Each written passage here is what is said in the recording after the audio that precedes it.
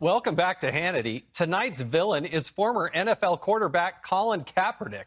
You know him from his controversial protests of the national anthem. And now he's back at it again in something that's just as bad. This time speaking out against Nike's release of a patriotic Air Max 1 sneaker featuring the Betsy Ross flag. According to the Wall Street Journal, Nike is pulling the shoes from the stores after Kaepernick voiced concerns, get this, that the Betsy Ross flag is an offensive symbol of racism. Betsy Ross, seriously, this guy's an idiot. And Nike's an idiot for following his lead. Well, Nike's new Just Do It ad will start airing tonight at the NFL opener between the Philadelphia Eagles and the Atlanta Falcons. It's narrated by former 49ers quarterback Colin Kaepernick.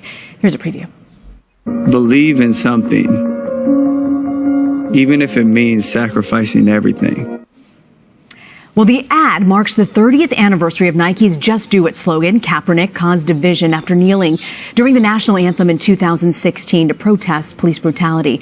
And right now, he has an ongoing lawsuit against the NFL accusing teams of conspiring to avoid signing him.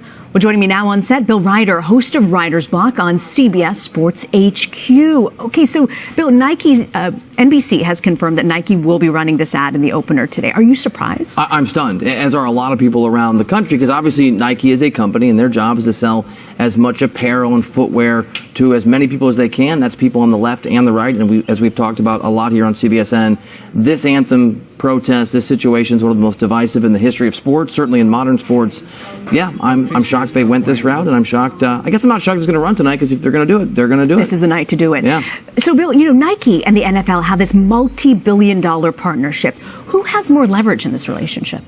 Nike clearly thinks that they do. And they obviously, let's be clear, they're a business. So whatever internal deliberations, studies, thinking, reasoning they've done, they believe in the long run this is good business for them. Perhaps they believe appealing to millennials is the right move. But the NFL is not shy about throwing its weight around with its business partners. And I think it's a close call. Whoever has more leverage, it is by, I think, a matter of degrees. And it's going to be very interesting to see how the National Football League pushes back against a very important business partner. You think they're going to push back? They have at every other turn. They have with those that have broadcasting rights, with those that cover the sport day to day, like I used to.